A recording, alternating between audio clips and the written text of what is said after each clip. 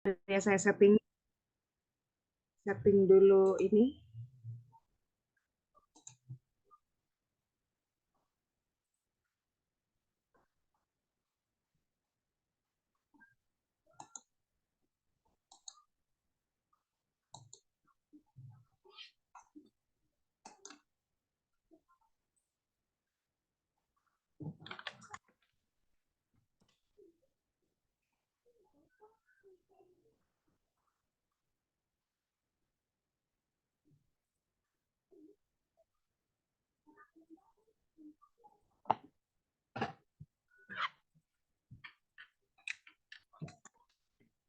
Baik Ibu Bapak, saya izin melanjutkan pertemuan yang ketiga pada hari ini. Berarti nih pertemuan berikutnya sudah bisa dilaksanakan midterm test ya. Apakah suara saya bisa didengar dengan baik, Ibu Bapak, Kang Teteh semuanya? Jelas Bu. Oke, baik, thank you. Thank you for the third meeting today. Saya akan melanjutkan dengan bagaimana fase perkembangan sebuah destinasi. Oke, apakah layar saya sudah bisa dilihat? Jelas Bu, sudah Bu. Baik, oke. Nah, dalam pengembangan destinasi ternyata ada beberapa tahapan atau fase disebutnya, atau lebih kepada life cycle. Oke, mengusung konsepnya butter ya. Nah, ini juga sebetulnya harus kita antisipasi karena perputaran atau siklus dari pengolahan destinasi ini bisa membahayakan kalau tidak dikelola dengan baik, tapi juga bisa memberikan nilai manfaat bagi masyarakat kalau pengelola itu sendiri melakukan well management. Nah, ada 6 tahapan fase, di antaranya ada exploration, ada involvement, ada development, ada consolidation, ada stagnation, ada decline atau rejuvenation. Nah, tahapan-tahapan ini memiliki karakteristik yang berbeda. Nah, contohnya, kalau di fase exploration biasanya inilah tahapan awal sekali ketika destinasi ini dibuka.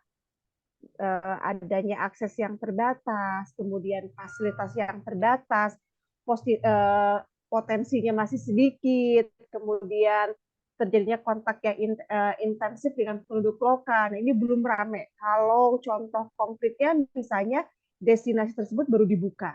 Nah, kemudian berkembang dari exploration menjadi involvement. Siapakah yang di sini terjadi keterlibatan, yaitu antara wisatawan dengan host atau dengan masyarakat lokal. Nah, kemudian ada mulai promosi ya, walaupun sifatnya ini tidak masif. Nah, kenapa sebagai pengelola destinasi harus memahami konsep life cycle ini? Nah, para analis destinasi harus bisa mengantisipasi kalau misalnya terdapat jumlah wisatawan yang melebihi kapasitas, maka harus ada manajemen visitor atau disebut sebagai visitors management. Nah, kemudian ketika involvement, mulai lagi fase development atau lebih berkembang. Nah, ini tandanya dengan peningkatan yang signifikan jumlah pengunjung. Nah, di Indonesia itu mungkin sering dengar kata viral. Ketika ada satu yang memviralkan satu destinasi, biasanya berbondong-bondong orang pergi ke tempat tersebut. Nah, sayangnya viral ini biasanya tidak long term, tidak jangka panjang. Karena apa? Orang sudah mulai bosan, pelayanan yang itu-itu saja, keunikannya tidak dieksplor lebih dalam.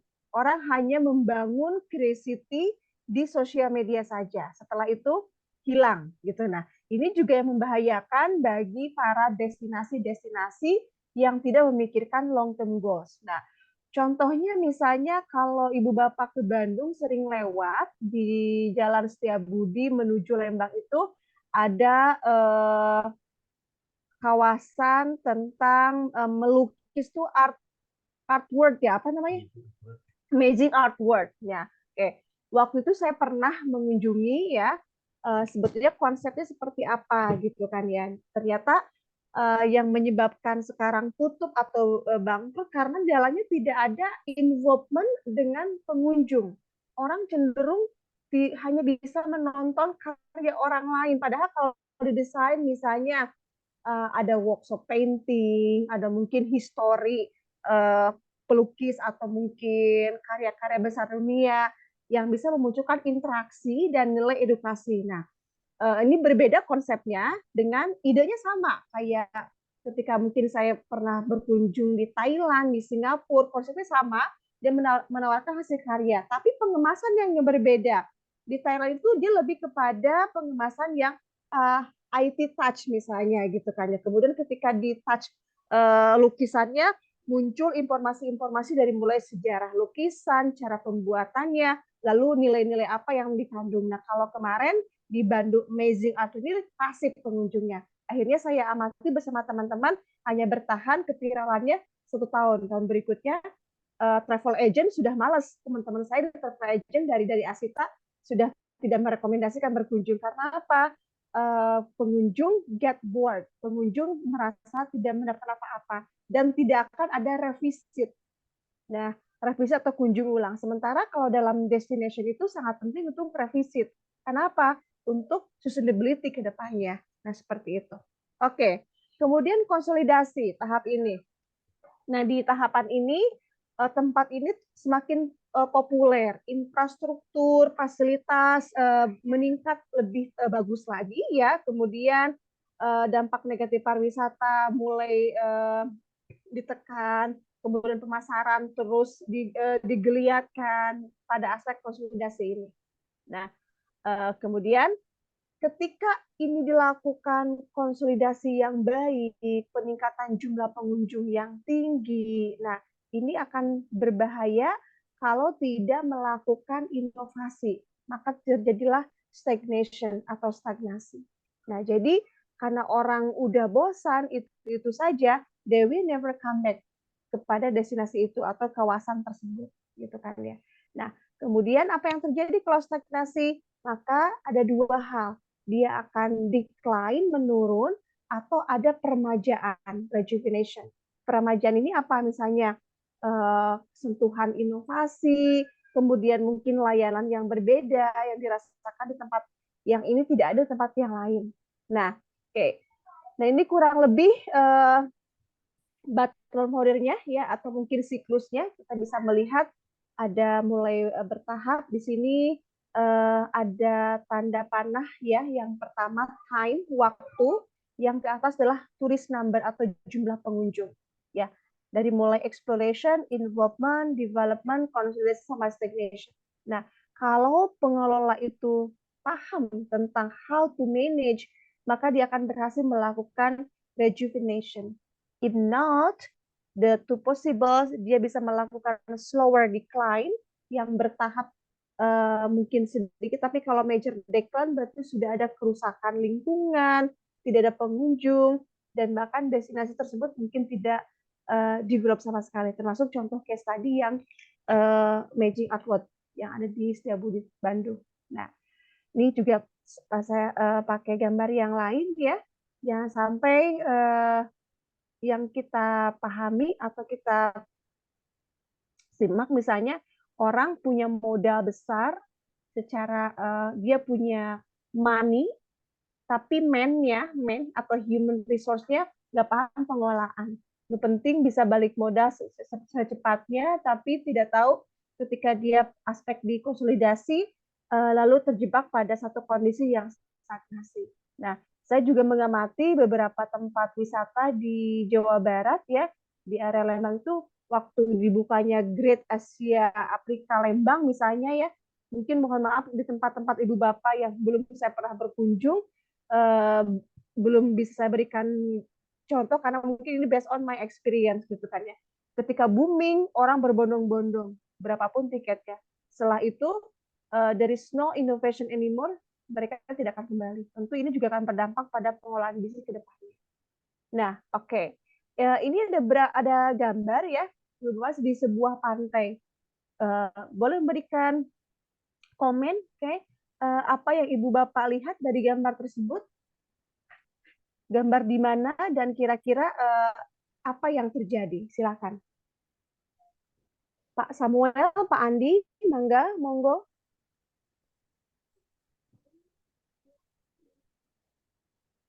Apa yang dilihat?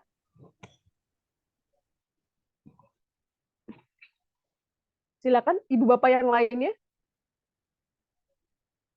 Di sini ada 32 orang.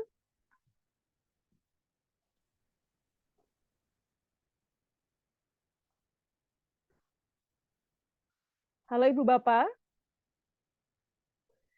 Apa yang Ibu Bapak lihat dari gambar ini? Destinasi wisata di pantai ya, yang Oke, cukup rame ya. betul. Betul, destinasi di pantai. Lalu apa yang terjadi, Pak Hendrikus? Cukup rame ya di situ, Bu.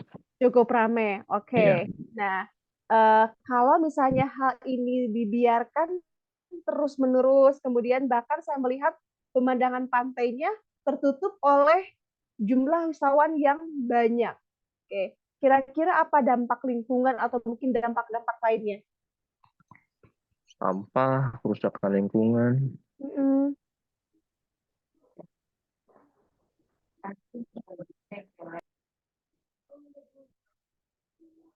Baik, Ibu Bapak yang lain silakan memberikan komen.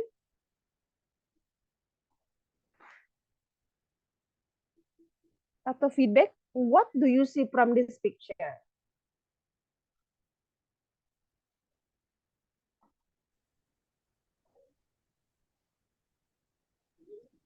Ketidaknyamanan, Bu. Ketidaknyamanan. Oke. Iya. Dalam hal apa yang tidak nyaman, Pak Andi? Dalam hal ya anggaplah kita ke pantai itu ya istilahnya ingin menikmati suasana seperti itu ya Bu ya. Cuman Oke. kalau yang terlihat di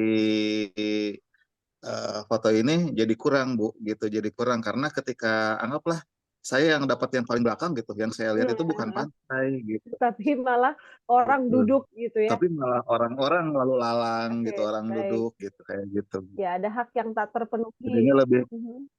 betul Bu, betul kepuasan gitu, Kepuasan. kurang puas Baik, gitu. thank you so much. Ini ada Thank chat. Oh, ini Pak Darus, pemandangan pantai yang tidak nyaman dipandang lagi karena keramaian pengunjung. Oke, thank you. Nah, another picture, Ibu. Oke. Ya, silakan. Can you give me the critic point? Why it happened and where? Di mana? Silakan.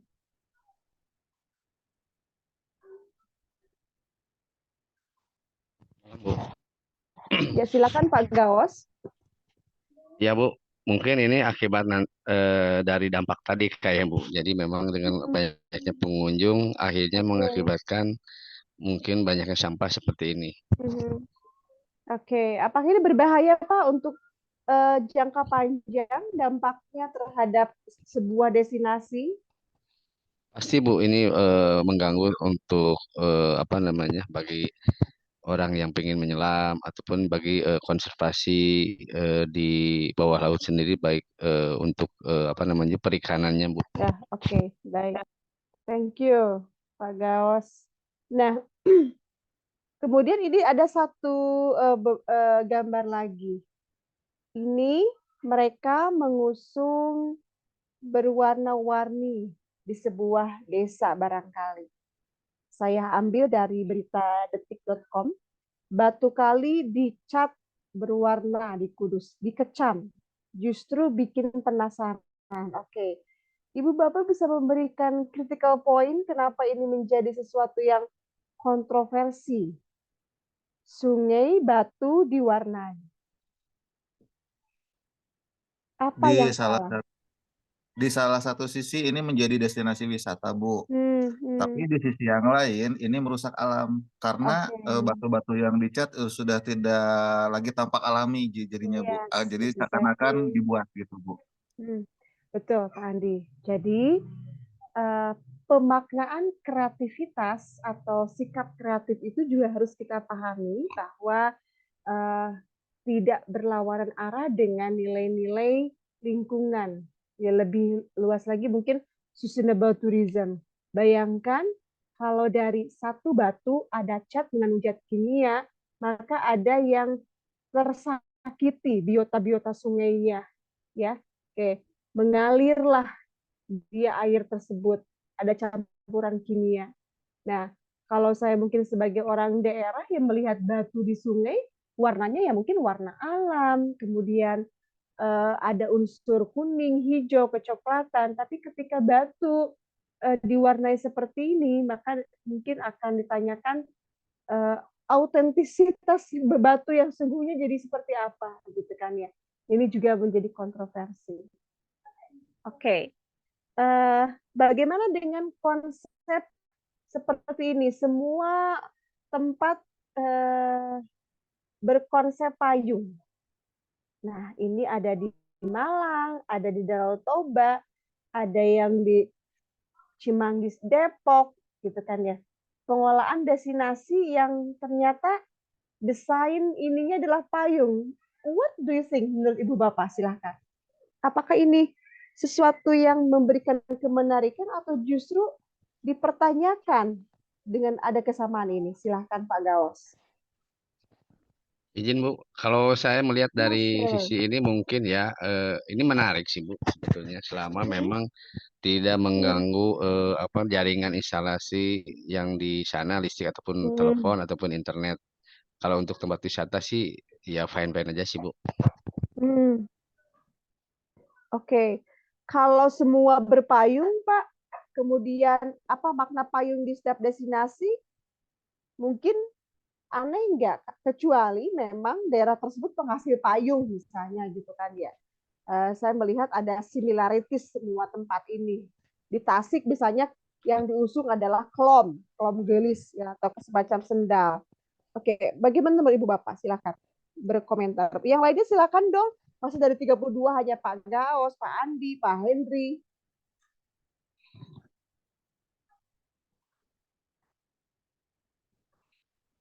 Monggo, Ibu Bapak. Menyimaknya aktif ya, meskipun off kamera, sehingga diskusinya tidak hanya saya solo teaching, tapi juga bisa ada feedback dari yang lain.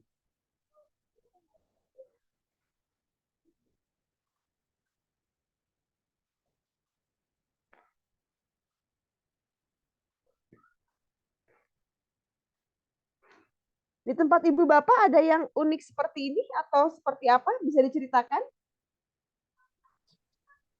Izin Bu, Ada Bu, di Bandung juga Bu. Bandung adanya. Sok, di Palih Mangga silakan. Ada Bu di Bandung, di Cimuleut pakai payung juga Bu. Cuman kalau yang saya lihat gitu ya Bu ya, ini banyak kemiripan, similarity ini mungkin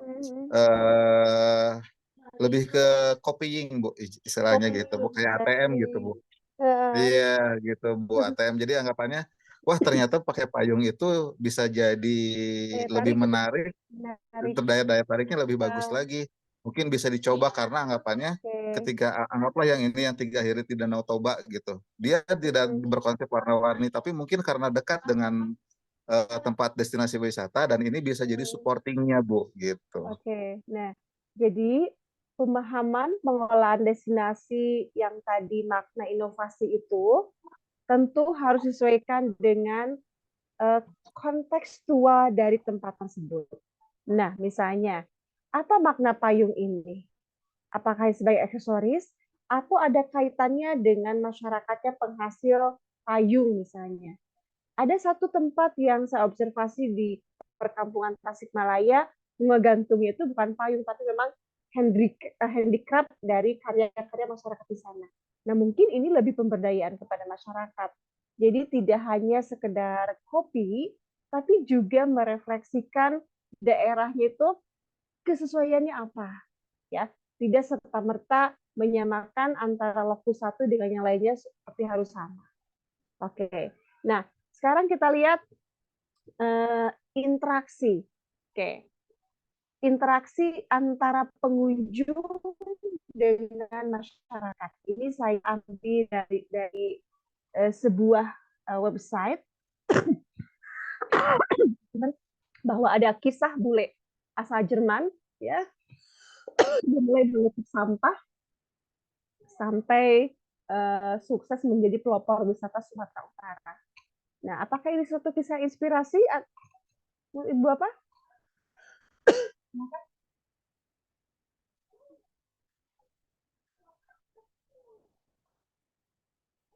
Apakah perilaku interaksi dia menunjukkan kepedulian terhadap sebuah destinasi ini patut dicontoh? Kisah si bule ini?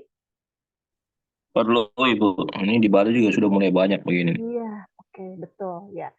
Kalau istilahnya boleh aja peduli, kenapa kita belum istilahnya, atau mungkin kita belum bisa melakukan the same thing, gitu kan ya. Nah, oke. Ini sebentar ada chat. Oh, inspirasi Bu, oke. Kalau orang bisa kenapa? Oh, oke. Thank you Pak Ikhwan ya. Pak Ikhwan boleh nanti bersuara ya, supaya juga saya tahu suaranya, suara atau mukanya juga ya. Oke. Kemudian, nah, saya akan menayangkan satu video Ibu Bapak ya tentang bagaimana pengelolaan destinasi yang ada di tempat tersebut ya. Oke, disimak terlebih dahulu ya. Kemudian, oke, apakah suaranya bisa didengar, Ibu Bapak?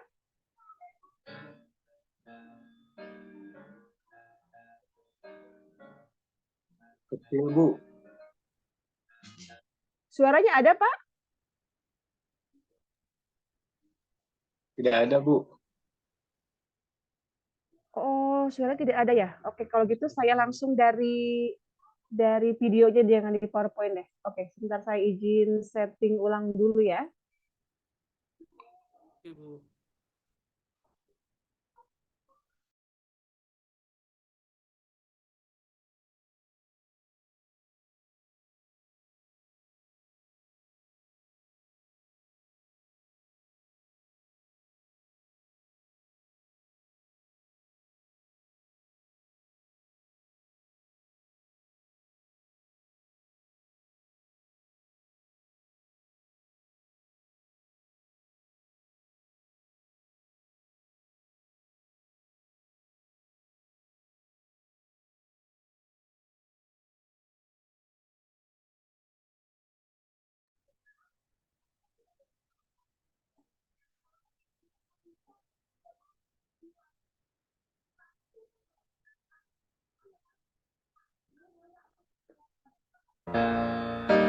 Oke, apakah suaranya sudah bisa didengar?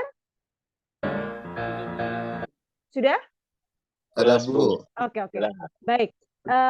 Video ini akan menampilkan bagaimana pengelolaan konsep yang tradisional versus sustainable tourism atau pariwisata berkelanjutan. Nah, saya mau Ibu Bapak menyimak pemaparan dari video ini ya, apa yang dilihat, kemudian bisa menyampaikan critical point apa perbedaannya, apa dampak bagi masyarakat ya. Enjoy the video.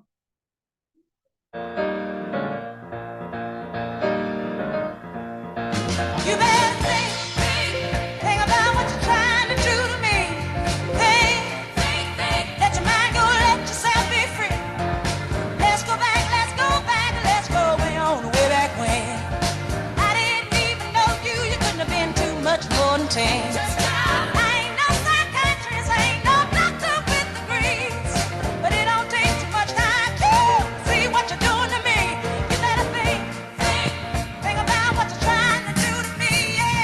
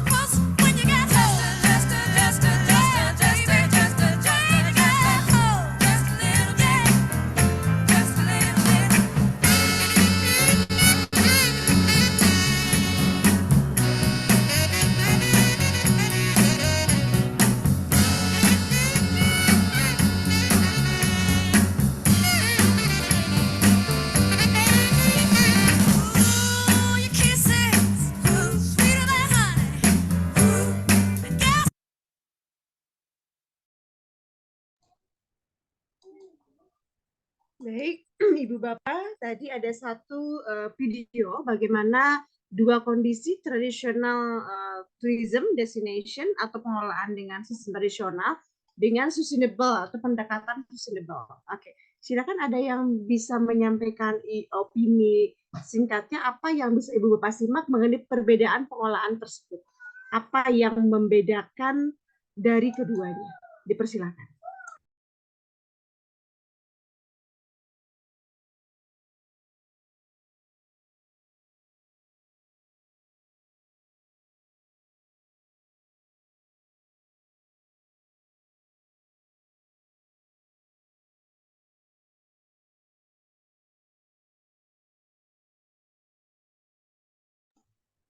Halo Ibu Bapak, silakan bisa dijelaskan bedanya apa di antara pengelolaan yang tadi tradisional dengan pendekatan keberlanjutan.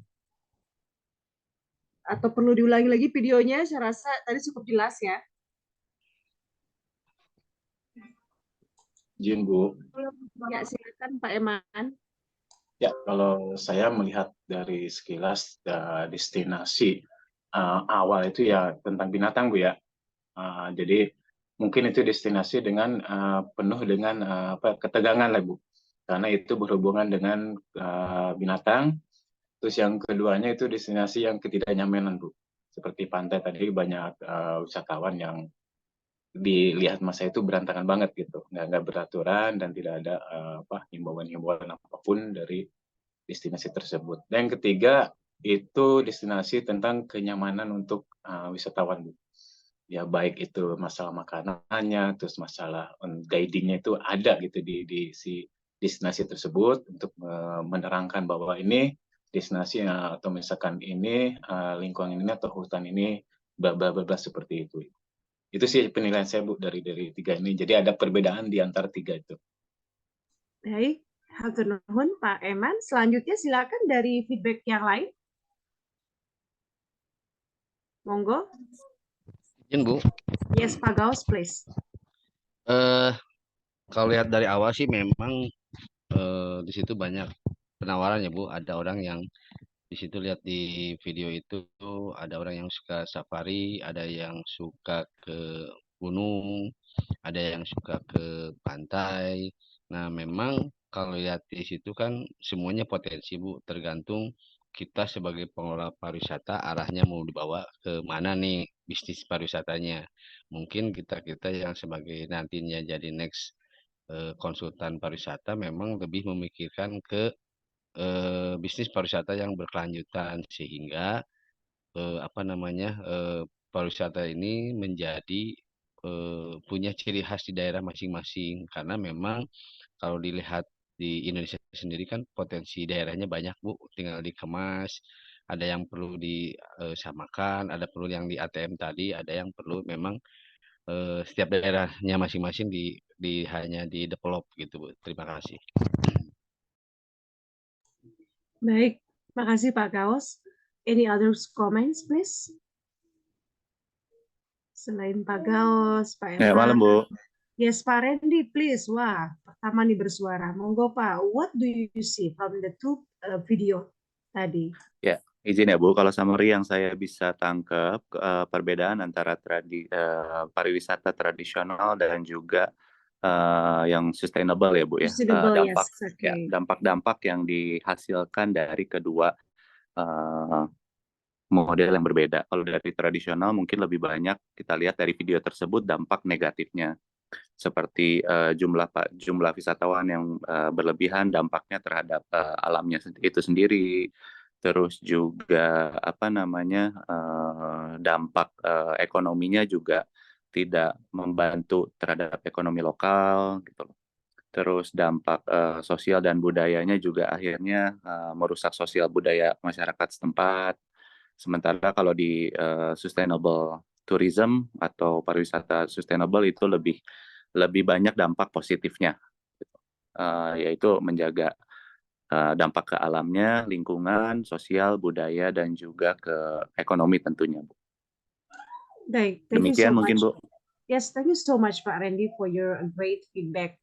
Okay, So we assume that dua tadi gambaran ternyata pendekatan tradisional itu orang lebih kepada aspek eksploitasi alam mungkin ya.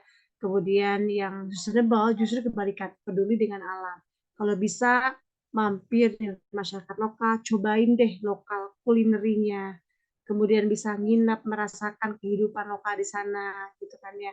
Kemudian juga bagaimana kita tidak menyakiti hewan-hewan atau mungkin flora fauna yang ada di habitat aslinya. Itu juga bagian dari konsep yang sifatnya sustainable. Oke, nah ini ada 4 pertanyaan sebagai diskusi kita, ya. Oke, boleh di chat box atau boleh langsung, silakan ya. Ini mungkin jawabannya nanti boleh diakumulasi saja, gitu kan ya. Jadi sebetulnya ada pertanyaan seperti ini. Jenis kegiatan wisata mana yang aman untuk masyarakat lokal? Apakah misalnya yang sustainable atau justru yang memporak-porandakan masyarakat lokal itu sendiri, eksploitasi alam. Nah, kemudian apa manfaat sebenarnya pariwisata kalau dikaitkan dengan masyarakat? Oke, karena kan kadang tidak semua masyarakat bisa merasakan dampak positif dari pariwisata. Oke, kadang masyarakat lebih dieksploitasi. Contoh mungkin yang Baduy gitu kan ya. Walaupun Baduy dalam itu masih terjaga. Baduy luar itu sudah terkontaminasi dengan budaya luar. Dulu yang tidak mengenal listrik, tapi sekarang saya bahkan berteman dengan orang Baduy yang luar. Punya handphone, WA-an gitu kan ya. Kalau musim duren langsung, "Betuti lagi musim duren nih," katanya gitu kan ya. Kemudian dia WA kondisi di sana seperti apa. Nah, ini artinya ada value-value yang mungkin degradasi atau menurun karena apa? Efek dari perilaku pengunjung luar. Nah, termasuk juga mungkin pengelolaan yang di tempat tersebut dia tidak aware, tidak peduli, yang penting ngerasa punya keuntungan uang, tapi alam rusak. Oke. Nah, kemudian yang keempat adalah mengapa ada sebagian masyarakat justru belum merasakan nilai manfaat dari pariwisata. Katanya pariwisata harus berbasis masyarakat, tapi belum merasakan apa-apa, bahkan menjadi victim atau korban. Oke, silakan Ibu Bapak bisa mungkin men-summary dari pengalaman tempat Ibu Bapak bagaimana pengelolaan destinasi, atau mungkin video tadi bisa memberikan satu atau sedikit insight. Silakan. Bu Titik, boleh izin? Ya, sure, silakan Pak. Kalau dari 4 pernyataan ini, kalau boleh saya simpulkan sebenarnya ada 3 poin Bu ya, 3 pilar utama kalau kita bicara tentang pariwisata sustainable Bu ya. Pertama adalah terkait tentang lingkungan alam, kedua adalah tentang pemberdayaan budaya masyarakat setempat, yang ketiga adalah tentang nilai ekonomi. Ini yang kita bilang 3 pilar utama kita terkait pariwisata yang sustainable. Kalau dari salah satu poin ini tidak tercapai, contoh misalkan ekonomi, karena kalau kita bicara pariwisata pasti kita akan lebih bicara tentang ekonomi, di mana pariwisata itu bisa meningkatkan nilai ekonomi bagi masyarakat setempat. Karena kalau pembangunan destinasi wisata tidak meningkatkan ekonomi masyarakat, itu akan terjadi sifat yang apatis di masyarakat tersebut. Nah, artinya yang akan bisa merusak malah kalau tidak itu bisa tidak mengakomodir terkait tentang kebudayaan masyarakat lokal, sebagaimana mungkin masyarakat lokal tidak memiliki atau tergerus budaya lokal. Contoh karena ada beberapa yang kemarin itu seperti saya sampaikan juga, karena dengan pergerakan wisatawan di daerah pasti akan menularkan budaya yang baru. Contoh saja sekarang juga contohnya terkait dengan makanan. Sekarang kan banyak sekali makanan fast food, contohnya McD, KFC gitu kan. Itu yang mungkin merubah pola makan masyarakat di sekitar kita. Terus terkait budaya cara berpakaian, kita sering kali melihat mungkin teman-teman kita yang masih muda gaya pakaian mungkin Korea gitu. Terkait lingkungan, sebagaimanapun pariwisata itu harus mendidik Bu ya, gimana tidak merusak lingkungan sekitar. Ya kita mungkin melakukan konservasi lingkungan dan juga menjaga lingkungan supaya hal-hal kecil tadi kalau lihat dari video itu mungkin pengelolaan sampah tidak ada. Kurang lebih seperti itu Bu yang bisa saya coba sampaikan terkait masalah di sini. Terima kasih Bu. Baik, makasih Pak Samuel. Mengingatkan beberapa hal bahwa dalam pengelolaan destinasi, we save our planet, ya. Kemudian kita juga menyelamatkan berikutnya apa Ibu Bapak? Ada yang tahu?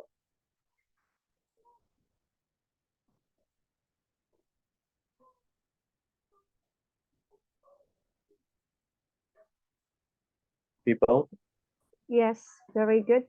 What's next? Ada 3.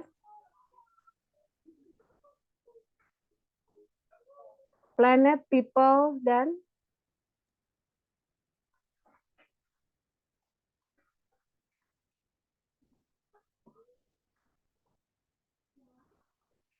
coba dicari.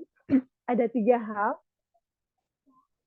bahwa ketika kita berinteraksi dengan manusia, kemudian berada di Earth, planet ini, gitu kan ya, maka itu harus terselamatkan.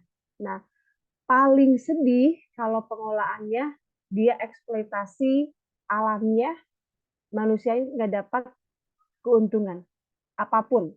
Keuntungan di sini we are talking not only talking about money, but also the social impact, gitu kan ya. Ada loh Bapak Ibu, ketika saya observasi masyarakat lokal itu stres kalau didatangi oleh wisatawan. Karena apa? Mereka sudah ada perilaku antipati. Saya datang, mereka datang kok nggak dapat apa-apa ya, malah kesibukan yang terjadi. Kemudian masih mending misalnya dibeli barangnya, gitu kan ya. Kemudian nggak ada hal-hal yang bisa menguntungkan masyarakat. Nah, contoh desa wisata yang digembor-gemborkan oleh pemerintah misalnya ya, saya bisa mengatakan bahwa belum semua berkembang dengan baik, beberapa alasan tentunya. Ketidaksiapan masyarakat, pemahaman pengelolaan, dan lain-lain. Nah, ini juga di destinasi-destinasi lainnya. People, kalau satu lagi kok saya tiba-tiba lupa, bisa dicari lagi satu hal, ada 3P. Oke. Nah, kemudian Ibu Bapak bisa bayangkan kalau misalnya dalam sebuah destinasi ada masyarakat yang tidak dapat merasakan dampak apapun. Nah, ingat dalam aspek sustainable ada yang memberikan impact secara ekonomi, ya. Kemudian karena nggak ada papan tulis langsung di sini aja ya. Sosial juga dampak budaya. Oke. Dampak ekonominya misalnya apa? Peningkatan income. Oke.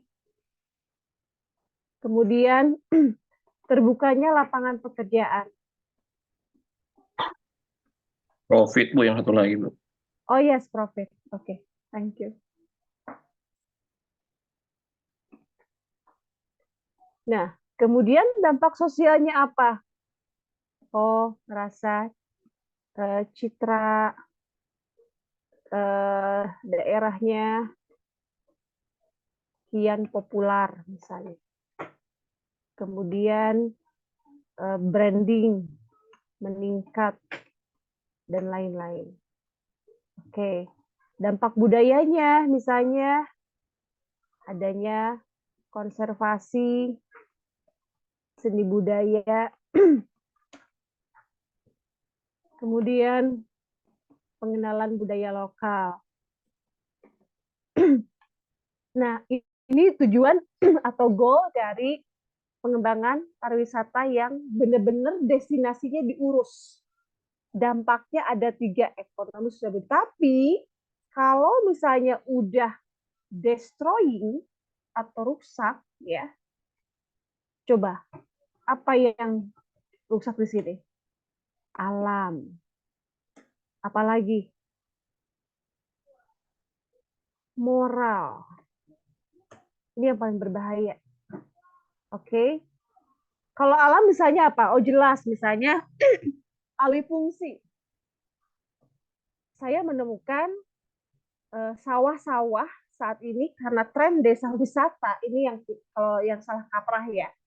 Semuanya dibikin apa coba? Kafe. Kafenya mending mengusung alam. Kafenya benar-benar yang tidak bersahabat dengan alam. Nah, oke, moral. Nah, contoh, ternyata di Bali yang dianggap kita sebagai indikator keberhasilan turisme di Indonesia, jangan salah juga mereka mendapatkan dampak-dampak negatif yang nggak terkontrol. Misalnya apa? Imitating. Sikap imitating terhadap bule-bule yang mungkin biasanya kultur Bali sangat taat pada Trihita Karana misalnya ya cara berpakaian, tapi mungkin seiring banyaknya pendatang dari Western atau berbagai negara menyebabkan perubahan perilaku. Ya, perilaku ini kan kaitannya dengan sikap, dengan morality dan lain. Nah, so pengolahan destinasi ini memang luas dampaknya, termasuk tadi kembali ke siklus. Nah, siklus ini akan rusak Ibu Bapak ya. Nah, ini mana yang nggak ada pulpen ya, pulpen. Nah, saya cari. Oke. Nah, kerusakan ini setelah stagnasi ya, kerusakannya beragam. Bisa oleh pengunjung, bisa masyarakat itu sendiri, ketidaksiapan masyarakat, ketidakjelasan policy kebijakan, dan kurangnya inovasi. Jadi kondisi di sini itu adalah multifaktor. Nah, so why we have to know the destination management supaya tidak terjadi aspek declining atau penurunan. Nah, oke. Lalu bagaimana antisipasinya? Jelas, regulasi pemerintah, masyarakat yang terberdayakan, dapat positif impact dari ekonomi, sosial, maupun budayanya. Ini dampaknya jadi kemana-mana. Oke, baik. Ibu Bapak silakan ada yang mau didiskusikan dari sesi diskusi mengenai fase dari pengembangan sebuah destinasi. Dipersilahkan.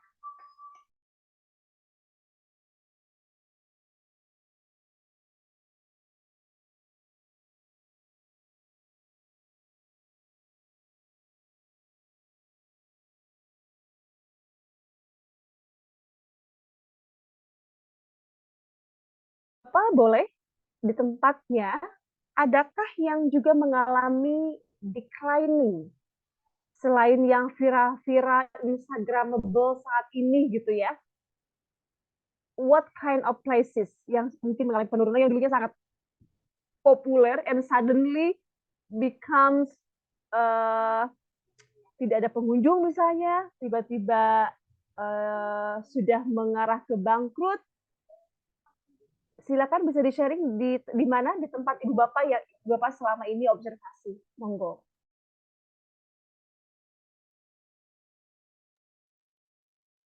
Pantai Kute itu Bu, udah mulai sampahnya banyak. Pantai Kute betul sudah mengalami titik jenuh ya. Beberapa masyarakat luar ya, luar negeri maksud saya ini kan ingin melihat pantai itu kan lebih otentik, pantai seperti apa, suasana pantai seperti apa, tapi seiring dengan ini ada satu kejenuhan yang mungkin apa sudah nggak seperawan lagi mungkin pantainya gitu kan, banyak sampah dan lain-lain. Oke, yes, itu juga mendapat kritikan dunia ya Kute ini. Ya silakan yang lainnya. Tempat apa dan kenapa menjadi satu yang mengalami degradasi atau penurunan? Izin Bu. Silakan Pak Izin Bu. Gaos. Kebetulan Bu, saya tinggal di Purwakarta. Saya Oke, kebetulan ada tempat wisatanya Jatiluhur Bu. Mungkin pernah dengar Ibu? Yes, pernah dengar. Itu kayak semacam bendungan. Betul Bu, dan di situ ada bendungan serta danaunya. Memang 10 tahun ke belakang sih memang kita tuh antrian sampai 10 km ya Bu dari gerbang itu. Sampai ke hampir mau ke tol lagi, keluar tol Ciganes sih, tol Jatiluhur sih keluarnya Bu. Hampir sampai situ Bu. Panjangnya antriannya di waktu Lebaran ataupun tahun baru biasanya. Oke. Lalu? Nah, sekarang ini memang mengalami jauh drastis lah Bu penurunannya, sangat kalau lihat dari target Bu mungkin hampir 50% tingkat kunjungannya menurun, dikarenakan kalau saya sih melihatnya mungkin yang pertama price ya Bu ya, harga mungkin. Terus kalau yang toleransinya kan gini Bu, kalau dulu sih pengunjung kita itu kan banyaknya nggak jauh dari wilayah lokal ya Bu ya, sekitar dalam domestik Bu, misalkan Purwakarta, Karawang, Cikarang, Bekasi, nggak jauh Bu kalau gitu Bu. Terus nah mereka itu biasanya kalau ke Jatiluhur itu memakai mobil pickup yang banyakan gitu Bu. Kadang-kadang pakai truk gitu Bu. Nah mereka hanya di sana itu hanya datang terus makan bareng sama keluarganya, family, ya foto-foto sudah pulang gitu Bu. Nah kalau sementara sekarang tuh karena tiketnya mungkin meningkat, mahal gitu Bu, naik sehingga mungkin market yang dulu itu mereka udah pada lari ke tempat lain mungkin ya Bu ya. Nah, sementara sih di kita dilihatnya memang tidak ada inovasi baru lagi dari dulu, memang pengemasan tempat wisatanya hanya itu saja. Seperti itu Bu, terima kasih. Ya, baik. Betul sekali. Jadi dalam hal ini saya meneliti gitu kan ya. Kenapa tempat ini viral tapi tak bertahan gitu kan ya. Saya khawatir bahwa pengolahan ini mereka tidak memikirkan dampak jangka panjang, hanya saat. Viral itu boleh, tapi sebagai pemantik awal. Tapi yang paling sulit adalah maintaining. Ya, oke. Contoh, kalau kita lihat ya di berbagai mungkin tempat, spot foto semuanya love gitu Pak. Mungkin pernah lihatnya dari kayu, dari apa gitu kan ya. Pertanyaan saya, orang kalau sudah foto di tempat yang love itu, kalau dia balik lagi mau foto lagi nggak kira-kira Pak?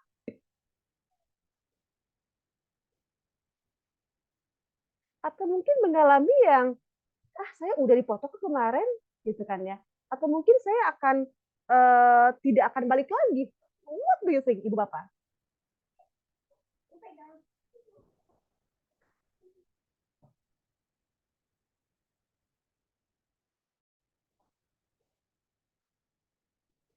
Halo Ibu Bapak, Ibu Bapak pernah lihat spot-spot foto yang sangat similar, love, bunga-bunga, ngegarantung gitu ya, warna-warni. Orang kalau sudah berfoto di satu kali di tempat tersebut, apakah orang akan melakukan foto kembali?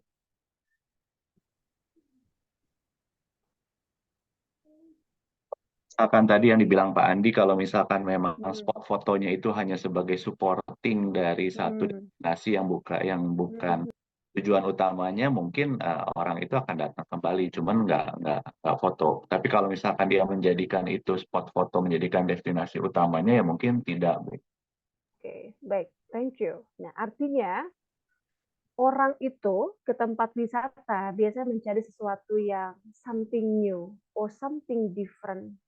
Itu sudah naluriah ya. Atau mungkin dia merekomendasikan kepada familiar dan lain-lainnya. Oke, jadi ketika misalnya udah foto sekali, sangat jarang akan foto yang sama, gitu, kecuali mungkin dia mau flash time gitu ya, berapa tahun kemudian yang lagi viral foto-foto tersebut. Oke, sekarang ini ada dari Pak Ikhwan, di tempat kami ada Taman Roger namanya, daerah Purwokerto Banyumas. Sekarang memprihatinkan kondisinya karena imbas dari pandemi. Oh, oke. Kalau pandemi mungkin another case, semua juga mendapatkan imbasnya, tapi yang paling penting adalah bangkit ya after pandemi dengan sentuhan inovasi dan juga mungkin ada hal-hal kemenarikan lainnya sehingga menjadi magnet pengunjung untuk bisa datang kembali. Oke, so we can conclude ya, kita bisa menarik beberapa kesimpulan ya. Oke, Ibu Bapak, summary learning kita pada malam hari ini. Dipunten. Oke. Apa yang menyebabkan satu destinasi tidak bertahan? Pertama, tadi mungkin lack of innovation atau kurangnya inovasi. Ibu Bapak bisa tambahkan kembali apa yang membuat satu destinasi itu akan mengalami declining atau penurunan. Silakan. Lack of maintenance, Bu. Oke, lack of maintenance. What else? Ibu Bapak izin sekali minum ya.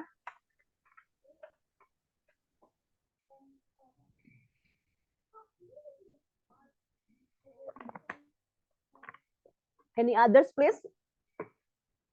Why the place or a certain destination have declining? Eksplorasi berlebihan. Okay. Thank you so much. Good point. What else?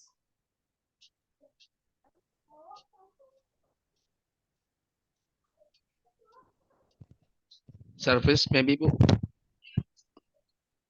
Yes, of course. Bad service.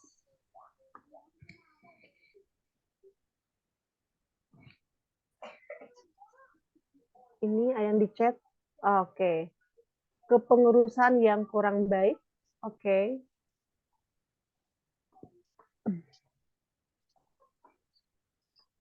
Bad management system. Apalagi? Tiket, Bu.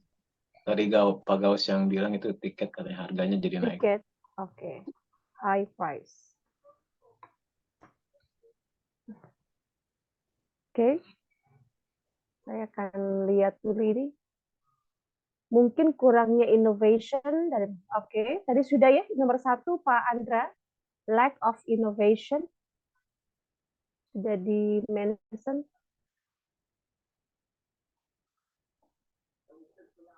Oke, saya ingin tahu asumsi Ibu Bapak ketika kita melihat satu destinasi dia mengalami penurunan, bangkrut atau apa. Oke, dari berbagai sisi tentunya. Dilihat dari konsep Butler tadi. Any others, please?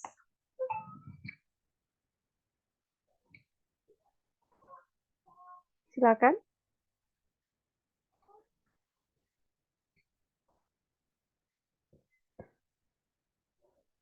Bagaimana tentang SDM, Ibu Bapak? Mungkin masuk ke manajemen gitu ya. Apakah penting kesiapan SDM untuk mengelola sebuah destinasi? Penting, Bu. Oke, baik. Ada hal lain nggak kira-kira yang mungkin kategori krusial bahwa manajemen pengelolaan ini supaya nggak decline itu apa? Atau penyebabnya apa?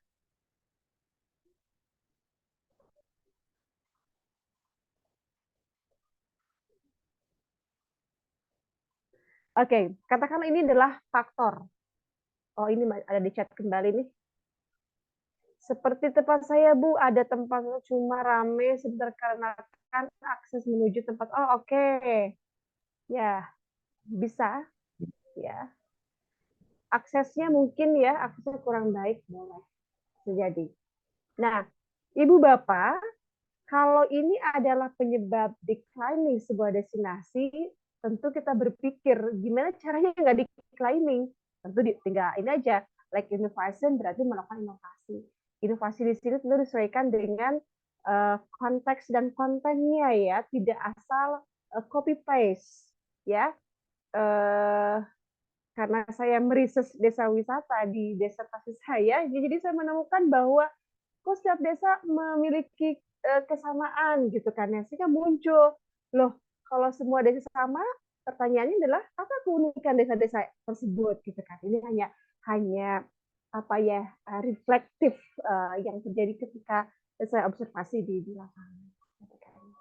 Baik, Ibu Bapak ada pertanyaan lain sebelum saya close, barangkali kita cukupkan ini 1 jam saja diskusinya. Sebagai informasi bahwa pertemuan berikutnya adalah UTS sesuai dengan perencanaan yang sudah disampaikan oleh admin ya, Mbak Nadel ya. Next meeting kita akan melakukan UTS. Soal-soal yang diberikan adalah tidak jauh dari apa yang sudah kita diskusikan. Soalnya bersifat open book, lebih kepada esai, lebih kepada pemaparan. Ada yang dipertanyakan? Silakan Ibu Bapak. Apakah yang saya sampaikan cukup bisa dipahami, Ibu Bapak? Dipahami, Bu. Baik, terima kasih. Thank you so much for joining the class tonight ya. Kalau tidak ada pertanyaan, selamat beristirahat Ibu Bapak. Semua materi saya sudah berikan ke Mbak Nadel untuk direview kembali ya, barangkali ya.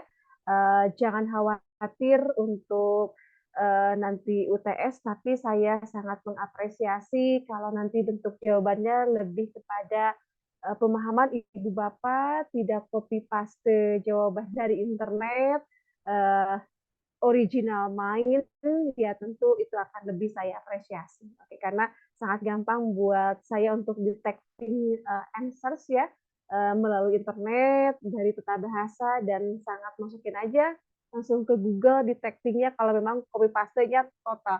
Jadi gini,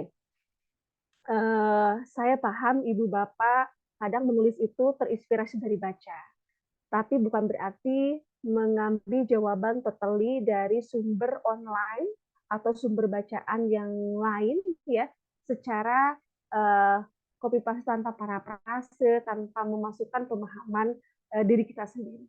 Ya, oke. Baik, itu persiapan yang ingin saya sampaikan terkait dengan next session di UTS nanti. If there is no more question, I would like to say thank you and goodbye. Assalamualaikum warahmatullahi wabarakatuh. Waalaikumsalam warahmatullahi wabarakatuh. Ibu, makasih banyak.